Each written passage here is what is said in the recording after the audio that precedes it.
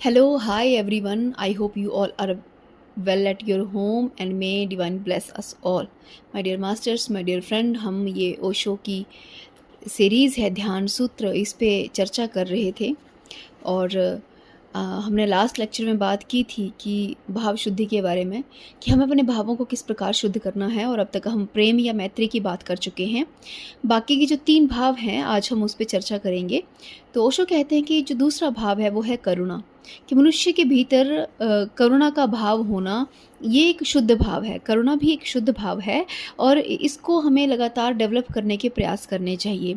तो ओशो जी कहते हैं कि इसको डेवलप करने का तरीका एक ही है कि आप सदैव स्मरण रखिए कि ये संसार नश्वर है। सपोज़ कीजिए आपके सामने कोई व्यक्ति आता है या कोई वस्तु आती है या कोई पेड़ है, फूल है, फल है, तो याद रखिए कि ये एक ना एक दिन नष्ट हो जाएगा, समय इसको नष्ट कर देगा। जब आप ऐसा भाव रखेंगे, यदि आपके सामने कोई आपका प्रियजन है, आपको भाव आता है कि एक दिन ये नहीं होंगे, हो सकता है ये कल सुबह ही ना हो सकता है कल शाम को ना हो, तो आप उनसे नफ़रत कर ही नहीं सकते। आपके मन में वो घृणा का भाव कभी उत्पन्न होगा ही नहीं। आपके मन में सदैव किसका भाव होगा? करुणा का भाव उनके लिए होगा, दया का भाव उनके लिए होगा।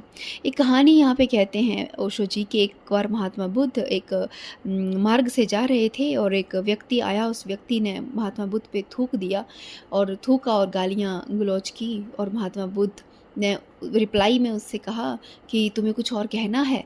तो वो व्यक्ति वहाँ से चला गया। तो आनंद वहाँ पे खड़े थे जो कि महात्मा बुद्ध के शिष्य थे। तो उन्होंने कहा कि तथागत ये क्या, उसने आपको गालियाँ दी और हद हो गई, उसने आप पे थूक दिया और फिर भी आपने उससे कहा कि तुम्हें और कुछ कहना है, ऐसा क्यों?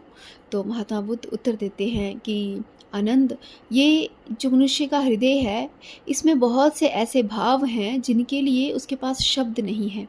वो हमेशा कुछ कहना चाहता है लेकिन कई बार वो अपने भावों को शब्दों में व्यक्त नहीं कर सकता। इसीलिए ये व्यक्ति के मन में कोई भाव थे, वो भावों के लिए जब शब्द ना मिले तो उसने मुझ पे थूक दिया।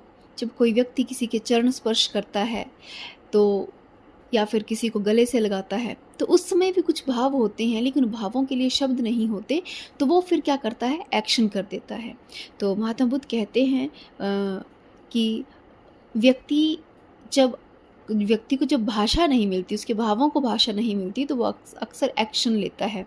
यहाँ पे महात्मा बुद्ध ने उस व्यक्ति पे प्रतिक्रिया में क्रोध नहीं किया, कुछ नहीं किया, उसको अपशब्द नहीं कहे, केवल उसको स्वीकार किया। केवल ये स्वीकार किया कि कितनी दयनीय स्थिति है कि उसके पास शब्द भी नहीं है। तो महात्मा बुद्ध कहते हैं कि ये एक दया करना है। मुझे उस पे दया आई कि वो बेचारा अपने भावों को शब्दों में नहीं कह पा रहा है। तो यहाँ पे ओशो जी कहते हैं कि इतनी करुणा हमारे भीतर होनी चाहिए।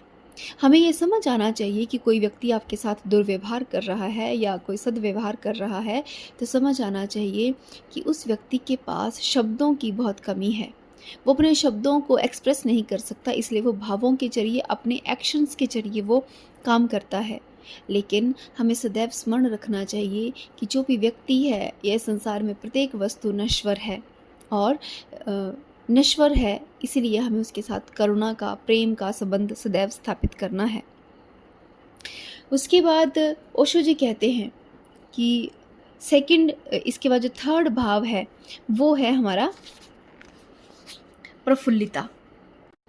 जो प्रफुल्लिता है या हैप्पीनेस है, ये तीसरा भाव ओशो जी ने कहा है कि इसको हमें अपने भीतर डेवलप करना चाहिए। अगर हम आसपास देखें तो अक्सर हम भी और आसपास के लोग भी हमेशा ही विषाद से भरे रहते हैं, दुख से भरे रहते हैं, उदास रहते हैं, थके हुए रहते हैं, हारे हुए रहते हैं। ऐसे लगता है जैसे उनमें प्राण ही नहीं है। तो ओशो जी कहते हैं हमें सदैव खुश रहने का या प्रसन्न रहने का प्रयत्न करना चाहिए, क्योंकि उदासी रहना भी एक आदत है।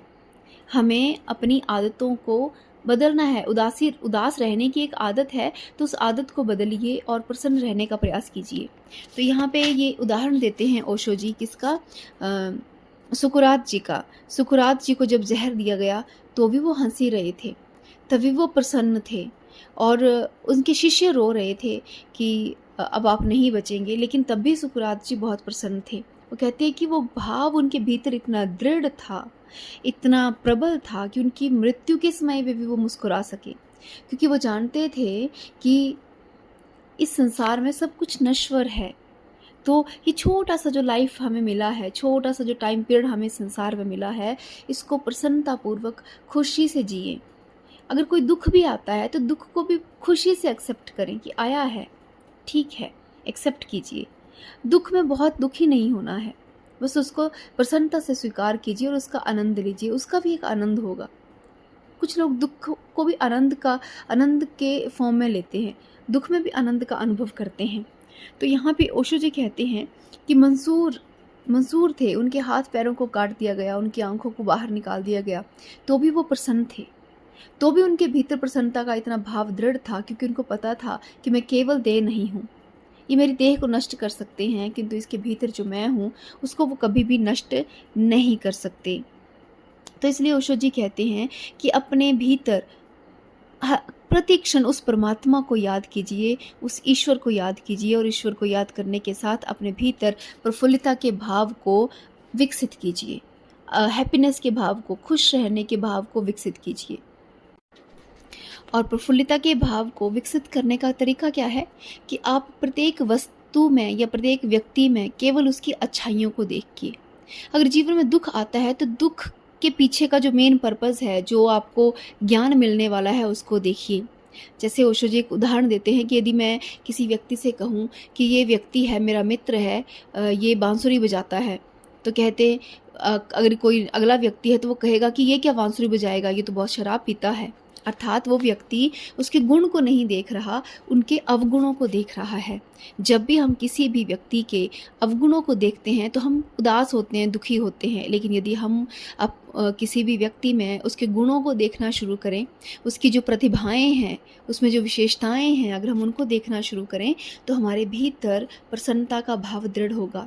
यदि जीवन में दुख है, तो उस दुख के पीछे का कारण और उससे मिलने वाला जो सुख है या उससे मिलने वाला जो ज्ञान है, यदि हम उसको देखना शुरू करें, तो हमारे जीवन में प्रसन्नता का भाव जो है वो दृढ़ होगा। ओशो कहते हैं कि ये सब हमारी नज़र पे डिपेंड करता है, हमारे नज़रिए पे, हमारे विचारों पे डिपेंड करता है कि हम किसी भी घटना को किस प्रकार से लेते हैं। क्या हम उसे दुख के तौर पर लेते हैं, या उसे हम एक सुखद घटना के तौर पे लेते हैं। ये हमारे नज़रिए पे डिपेंड करता है कि हम किसी भी व्यक्ति में उसके अवगुणों को देखते हैं या उसके गुणों को देखते हैं। यदि हम गुणों को देखेंगे, तो संभवतः हम उसके अवगुणों को नहीं देख पाएंगे, और हम अवगुणों को नहीं देखेंगे तो हम अपने भीतर से क्या रहेंगे, प्रसन्न रहेंगे। क्योंकि यदि हमने अवगुणों को देखना शुरू किया, तो फिर हमारी नज़र कभी भी उसकी विशेषताओं पे नहीं जाएगी। तो ओशो जी कहते हैं, प्रसन्नता के भाव को दृढ़ करने के लिए आपको प्रत्येक व्यक्ति के भीतर या प्रत्येक वस्तु के भीतर या प्रत्येक घटना के भीतर जो छुपा हुआ मर्म है, वो जो ज्ञान का मर्म है या किसी विशेषता है कुछ, तो उस पे अपना ध्यान केंद्रित कीजिए। और जैसे जैसे आप अपना ध्यान शिफ्ट करेंगे, यानी अपना नज़रिया, देखने का नज़रिया शिफ्ट करेंगे, वैसे आपके भीतर ये भाव दृढ़ होता चला जाएगा, दृढ़ से दृढ़तम होता चला जाएगा। तो उसके बाद जो अगला इमोशन है, जो अगला भाव ओशो ने कहा है, शुद्ध भाव, वो है कृतज्ञता, ग्रैटिट्यूड। ओशो जी कहते हैं कि कितनी अजीब बात है कि मनुष्य को ये छोटा सा शरीर मिला है, जिसमें रक्त है, हृदय है, डाइजेशन होता है, अपने आप खाना पचता है, बॉडी से बाहर निकलता है। वो कहते हैं कि कितने भी वैज्ञानिक लग जाएं, कितने भी मशीनें हम बना लें, लेकिन हम ऐसे ह्यूमन बॉडी जैसी मशीन तैयार नहीं कर सकते। तो ओशो कहते हैं कि कभी क्या आपने अपने शरीर के लिए ईश्वर का धन्यवाद किया है? क्या कभी आपने अपने शरीर से प्यार किया? अपने हाथों को चूमा हो, अपने आँखों को प्यार किया हो, अपने शरीर से प्यार किया हो? तो ओशो कहते हैं कि हमें प्रत्येक क्षण ईश्वर से, अपने इस भौतिक शरीर, सबसे पहले धन्यवाद ईश्वर को करना है अपने इस भौतिक शरीर को लेके, जिसके भीतर आके आप 100 तरह की साधनाएं कर सकते हैं।